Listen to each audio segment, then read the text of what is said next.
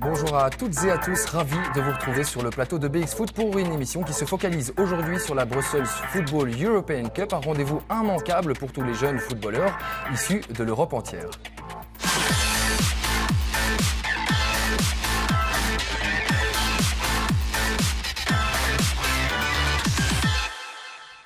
Et pour nous parler de ce tournoi international, j'ai le plaisir d'accueillir sur notre plateau l'organisateur de cet événement, Thierry Forton, Bonjour. Qui est assis aux côtés du responsable communication et marketing du tournoi, Julien Carpentier. Bonjour à tous les deux, merci d'être parmi nous aujourd'hui. Et enfin, on accueille aussi Nicolas Houchard, le coordinateur du RCS Brennois, qui nous fait aussi le plaisir d'être parmi nous pour nous parler tout simplement de son expérience vécue lors de ce tournoi. Mais je vais commencer avec Thierry, évidemment, l'organisateur du tournoi. Ça y est Thierry, la pression est désormais derrière vous et je crois que tout s'est bien passé.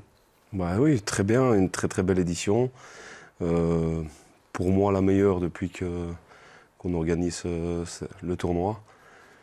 Pourquoi? Parce que peut-être le temps, mais aussi par rapport au plateau, l'affiche qui était mise en place était formidable. On a terminé avec une superbe finale U9. Et voilà. On aura l'occasion de reparler du tournoi proprement dit. Nicolas Houchard, vous avez participé à ce tournoi, mais avant cela, est-ce que vous avez dû participer au tournoi préliminaire pour pouvoir vous qualifier dans le tableau final? Oui, voilà. Donc nous avons participé exactement au tournoi préliminaire afin de participer à ce tournoi final. Eh bien, vous n'êtes pas le seul à avoir dû passer par là, puisque avant de pouvoir affronter les grosses armadas européennes, certains clubs belges et étrangers ont dû cravacher pour espérer pouvoir participer à cette phase finale du Brussels Football European Cup. C'est ce que nous explique Pierre Lambert. Le Crossing Schaerbeek organise chaque année, lors du week-end de Pâques, la traditionnelle Brussels Football European Cup, considérée aujourd'hui comme un des plus grands tournois de football de Belgique et dans toute l'Europe pour les jeunes. Il y a tellement d'équipes cette année que le tournoi a choisi de faire passer des qualifications pour accueillir encore plus de joueurs. Et c'est sur le terrain du Crossing que ces équipes se sont affrontées afin de participer à la phase finale. Il commence avec toutes les équipes de Bruxelles, etc. Il y a aussi des équipes de France. On aimerait bien arriver jusqu'à ce stade-là, avec le Barça, le Madrid et tout. C'est aussi une façon de montrer qu'en Belgique, il y a de la qualité, qu'il y a aussi des bons joueurs, même s'ils sont petits. Mais on espère aller plus loin, mais on n'est pas encore arrivé jusque-là. Car la Brussels European Cup est devenue au fil des ans un moment incontournable. Parmi les clubs invités, Manchester City, le PSG, l'Olympique de Marseille et même le FC Barcelone. Ce tournoi permet aussi de révéler les talents de demain. Les joueurs comme les entraîneurs sont particulièrement motivés. On voit qu'il y a une qualité de joueurs, on voit qu'il y a une qualité d'arbitrage. On vient ici pour montrer aussi qu'on a un bon club, que les jeunes se sont bien entraînés pour nous montrer quelque chose de bien, à nous comme nos parents. Donc voilà, on vient ici parce qu'il y a une bonne réputation. Cette réputation, elle s'est construite au fil des ans, en augmentant le niveau chaque année et en permettant à des petits clubs d'affronter de grandes équipes. L'idée du tournoi, c'est surtout de faire rêver les enfants avec un seul mot d'ordre, prendre du plaisir. Courage les enfants, il y a des bons joueurs, il y a des moins bons. Si on gagne, c'est très bien. Si on ne gagne pas, c'est pas grave. Ici, c'est participer et de s'amuser. C'est notre mot d'ordre, nous, chez nous. Les responsables du Crossing Schaerbeek ont préparé l'événement depuis de nombreux mois. Les jeunes ont rendez-vous le 20, 21 et 22 avril afin de vivre un moment inoubliable. Thierry, la demande était tellement grande que vous n'aviez pas d'autre choix que d'organiser ce tournoi préliminaire? Ouais, ça fait quelques années qu'on le fait maintenant parce que voilà, il y a beaucoup d'équipes qui souhaitent être invitées dans le plateau directement. Voilà, c'est quelque chose qui n'est pas possible. Donc voilà, il faut faire des choix. Voilà, et puis on le fait sur le critère sportif. On essaye d'avoir un maximum d'équipes qui ont envie de participer. Ils s'affrontent et voilà, et seuls les meilleurs sortent. Et pas seulement en Belgique, il y a aussi des tournois préliminaires à l'étranger? On en a fait deux en France, un à Paris et un du côté de Nîmes. Julien, en tant que responsable communication et marketing du tournoi, comment est-ce qu'on parvient à tout gérer, sachant que ça vient des quatre coins d'Europe finalement? Déjà, c'est un événement qui se prépare tout au long de la saison. On ne peut pas résumer ça à 2 week-ends. C'est vraiment un événement qui consacre beaucoup de temps. Et puis, je pense que Thierry a beaucoup de chance aussi d'avoir une armée de bénévoles autour de lui qui lui permet d'organiser un événement aussi conséquent. Je pense que c'est un élément très important. Et puis sur la partie, je veux dire purement week-end finale, sur l'édition finale, c'est beaucoup de courses, beaucoup de sueur, beaucoup de transpiration, mais avec à l'arrivée une grosse gratitude de voir autant d'enfants heureux. Et je pense que c'est important. Pierre Lambert a maintenant tendu son micro à Jocelyn Arandel, le directeur sportif de l'US Trinité, un petit club du côté de Lyon, qui espérait lui aussi pouvoir se qualifier pour le tableau final de ce tournoi. On l'écoute. J'ai découvert le tournoi déjà l'année dernière. Super tournoi, super organisation. J'ai connu Thierry Forton, l'organisateur du tournoi aussi, par cet intermédiaire. Donc très bonne personne et franchement on a eu vraiment une très belle expérience l'année dernière. Donc on a retenté cette année avec notre belle génération 2011. Voilà pourquoi on a fait le voyage en espérant aller jouer les plus grandes équipes d'Europe. Au-delà de l'aspect sportif, c'est vraiment en fait des aventures humaines nous qu'on cherche à faire vivre aux enfants, aux jeunes de notre club, de notre petit club, parce que nous on n'est qu'une petite structure sur Lyon. On est dans le 8e arrondissement de Lyon, on a 400 licenciés, un petit terrain. Donc voilà, on essaye de permettre à nos jeunes de vivre ces aventures-là. Avant tout, le football, c'est qu'un moyen. Nous, ce qu'on veut, c'est qu'ils aient cette chance-là, cette opportunité-là. Et on essaye de passer par les qualifs, tout simplement. Nicolas, est-ce que vous êtes d'accord avec les propos de Jocelyn quand il parle d'aventure humaine avant tout? C'est ce que vous avez ressenti lors de ce tournoi? Ah oui, tout à fait. Pour les enfants, c'est vraiment une aventure extraordinaire et peut-être la seule fois de leur vie où ils vont rencontrer des équipes avec autant de talent. Et donc voilà, pour les enfants, c'est vraiment une partie de plaisir, je pense aussi, autre que l'aventure. C'est vraiment du bonheur et rien qu'à voir leur comportement pendant tout le tournoi, c'est magnifique. Les étoiles plein les yeux. Après Après le tour préliminaire, Thierry, il y a eu évidemment lieu, on a donné place maintenant au tournoi final durant le week-end de Pâques. Alors avant de voir les images, expliquez-nous un petit peu en quoi consiste ce tournoi, combien d'équipes. Alors on sait qu'il y a eu beaucoup de soleil, que ça se déroulait du côté du crossing et sur plusieurs jours, mais expliquez-nous un petit peu en quoi consiste finalement ce tournoi. En quoi il consiste? Justement, l'idée principale, c'était donner du rêve aux enfants. Essayer de les faire affronter des équipes qui n'ont pas l'occasion d'affronter chaque semaine forcément. Peut-être, comme l'a dit Nicolas, une fois dans leur vie. Les plus petits clubs qui sortent des préliminaires, c'est vraiment magique quand ils vont affronter... Vous aviez combien d'équipes au total? On était à 64 par catégorie et 56 en U10. Et combien de nationalités différentes? 19. Ouais, donc c'est évidemment colossal. Je vous propose maintenant de nous plonger justement dans le tour final grâce au sujet réalisé par Pierre-Alexandre Aubruge, Lionel Calowart et Ilias Elmaï. Comme chaque année depuis 16 ans, la Brussels Football European Cup s'est déroulée dans les installations du Crossing Schaerbeek le temps d'un week-end. L'Ajax, Barcelone, Manchester City, les plus grands clubs européens viennent avec leurs jeunes U8, U9 et U10 se confronter au top continental, mais également à de plus modestes formations. Un tournoi de cette ampleur doit s'appuyer sur une mécanique bien huilée, comme nous l'explique Thierry Forton, organisateur de l'événement. On voit que c'est possible, donc il faut avoir une belle équipe de bénévoles derrière, des gens qui œuvrent et qui ne comptent pas leurs heures parce que pendant les 3 jours de tournoi ici, ils donnent tout ce qu'ils ont pour que ce soit un événement magique pour la plupart des enfants. Aujourd'hui, la Cup est tellement importante qu'elle nécessite des tournois de qualification. Le club de Boulogne-Billancourt fait partie des heureux élus qui se sont tissés avec les plus grands. Nous, on est issus du tournoi qualificatif qui a eu lieu à Paris. Donc on a remporté nos tickets. On n'a pas tout le temps l'habitude de jouer ces clubs-là. Donc pour les enfants, c'est exceptionnel. Les enfants profitent d'une superbe expérience footballistique durant 3 jours, comme nous l'explique le coach de l'Olympique de Marseille. C'est déjà une grande satisfaction d'être invité parce que quand on voit le niveau des équipes avec tous ces noms prestigieux de tous ces grands clubs européens, c'est une grande fierté de pouvoir amener nos enfants participer à cette grande fête du football, parce qu'avant tout c'est une fête. Avec le rêve de devenir Messi, Ronaldo ou Neymar, les footballeurs en herbe repartent de Bruxelles avec des étoiles plein les yeux. Thierry, là on a vu des images durant le jour J, en tout cas durant le week-end J si on peut l'appeler comme ça, mais j'imagine que derrière tout ça, ça demande une organisation colossale, notamment en termes de déplacement mais aussi de logement. Comment est-ce qu'on organise tout ça? Ouais, c'est beaucoup de réunions, beaucoup de mails à répondre, beaucoup d'échanges, beaucoup de téléphones. voilà, c'est toute une gestion. On gère tout pour les équipes. Et comment est-ce que vous avez fait alors justement pour gérer ces déplacements et ces logements? Ben voilà, il faut pouvoir compter sur une équipe de bénévoles, des gens sur qui on peut compter. Parce que voilà, quand on organise un transport, il ne suffit pas d'arriver en retard. Voilà, quand l'équipe sort du contrôle à l'aéroport, il faut être là, il faut les prendre en charge. Il ne faut pas les laisser à l'abandon. Voilà, donc c'est tout. C'est la gestion pour les emmener manger, les faire visiter Bruxelles aussi. Ça aussi, c'est important pour nous. C'est une véritable belle vitrine finalement pour la ville de Bruxelles. Bien sûr, oui, c'est ça qui compte aussi. Un jour football, un jour où on peut leur faire visiter la Grand Place, l'Atonium, Manneken-Pis et tout ça, donc c'est important. Nicolas, vous avez aussi joué une grosse partie dans cette organisation finalement, parce que je crois savoir que vous avez accueilli une équipe de jeunes footballeurs. Voilà, exactement. On a accueilli cette année Toulouse. Donc voilà, du vendredi soir jusqu'au dimanche matin, dernier jour de tournoi pour eux, on avait la charge des U8 et des U9. Et ça va? Ça s'est bien passé? Très bien passé. Je pense qu'ils ont eu un bon sentiment en Belgique.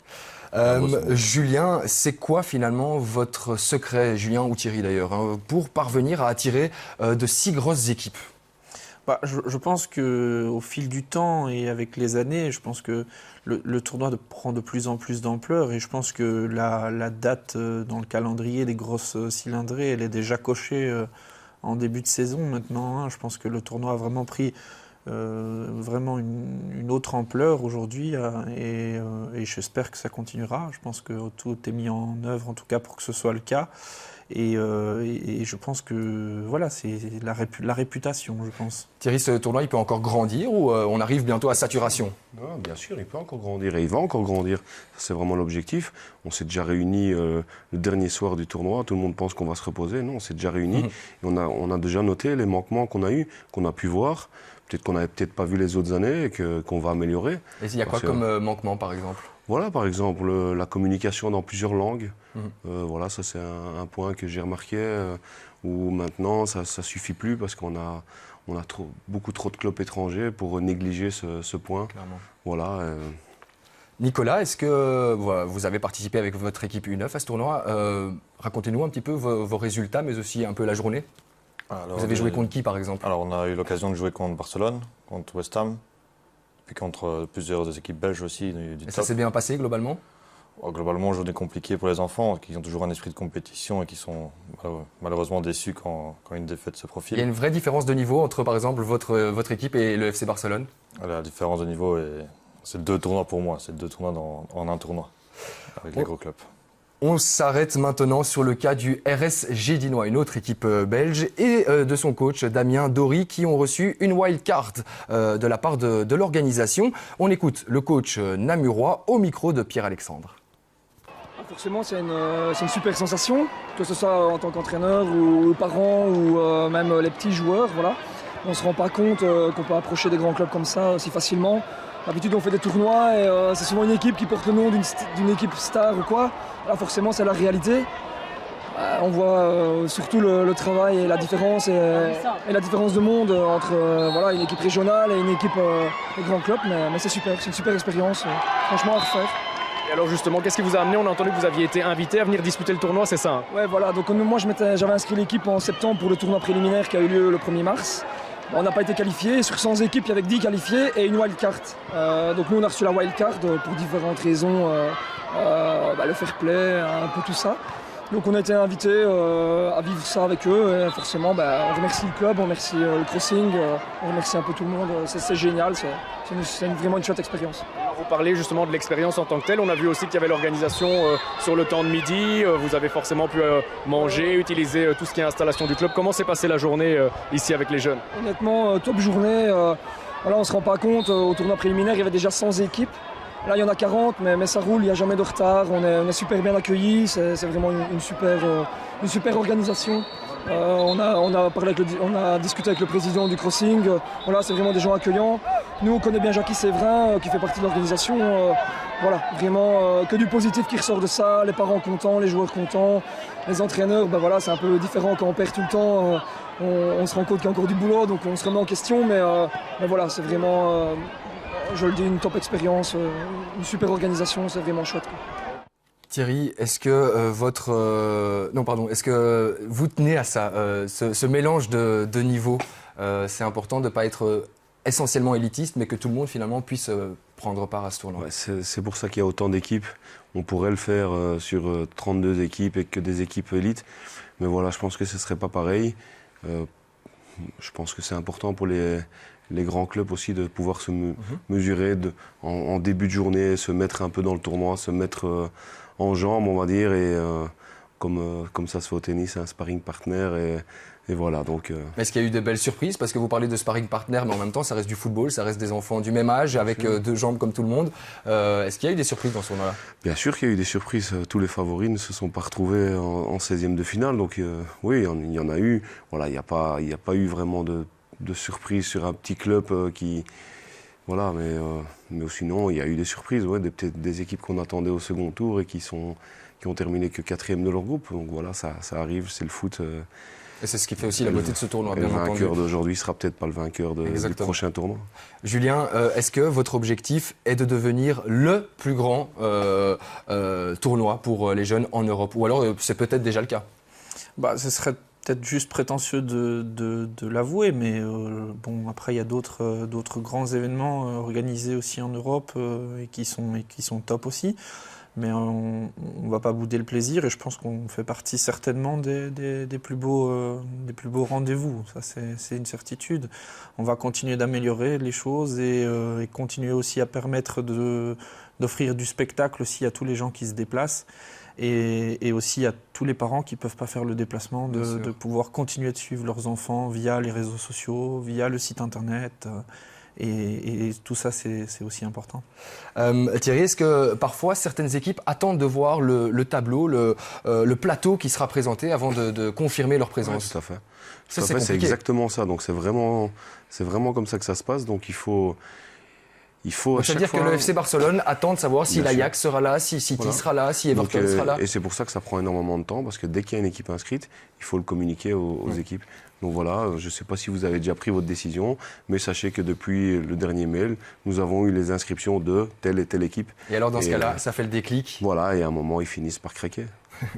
Place maintenant au propos de Kamel Geraya, entraîneur du Crossing, et ravi évidemment d'avoir pu se mesurer au gratin européen. Toujours un peu impressionnant pour les enfants, je pense plus. C'est un plaisir aussi parce qu'on les voit à la télé, donc là on joue contre eux et c'est une super expérience. Je pense qu'on apprend plus aujourd'hui en une journée que sur tout un an en championnat.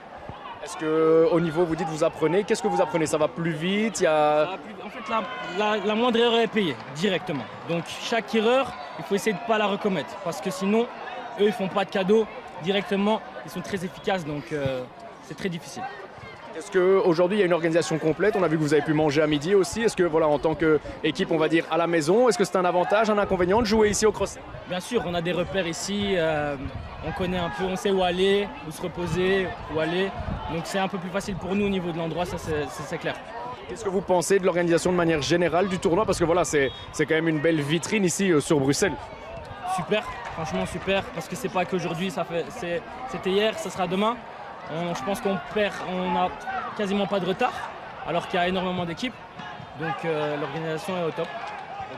Nicolas, j'ai envie d'un petit peu vous poser la même question qu'on vient d'entendre finalement, parce que vous avez pu vous mesurer à des belles équipes européennes. Alors, selon vous, où en est-on en Belgique et quelles sont les véritables différences entre les grandes équipes européennes et les plus petites?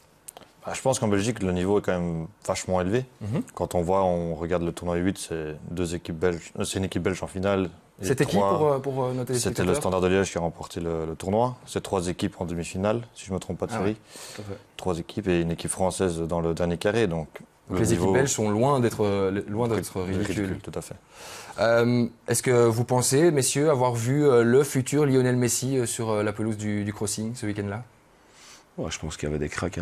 Il y a des clubs à relever comme ça Barcelone, il y en avait, l'Ajax tout le temps, chaque année. Séville qui a été très très impressionnant tout au long de la journée, qui nous ont offert une superbe finale. Et vraiment, je pense que le spectateur qui est venu et qui était là pour cette finale, il va encore y penser dans 15 jours. Bon, messieurs, et notamment Thierry, notre émission touche à sa fin. Alors on se donne déjà rendez-vous l'année prochaine ? Bien sûr, on va continuer à bosser et on va encore augmenter le niveau de ce tournoi. Avec certaines choses à améliorer, vous l'avez dit, notamment en termes de communication et de plurilinguisme, si je peux... Tout à fait, et puis on va essayer aussi, pour les visiteurs, on va essayer de trouver une solution pour le parking aussi, parce qu'on est en plein centre-ville et voilà, donc on sait que c'est pas évident, on a eu justement des plaintes des riverains, Bien sûr, parce que les gens sont un peu garés sur l'herbe, etc. On s'en excuse et on va essayer de trouver des solutions le plus rapidement possible. Merci en tout cas à tous les trois d'être venus nous parler de ce tournoi international. On vous souhaite évidemment tout le meilleur pour la suite. Merci aussi à toute l'équipe qui a préparé et travaillé sur cette émission dans des conditions pas toujours super évidentes. Je vous souhaite à tous une très très bonne semaine. Portez-vous bien. Ciao.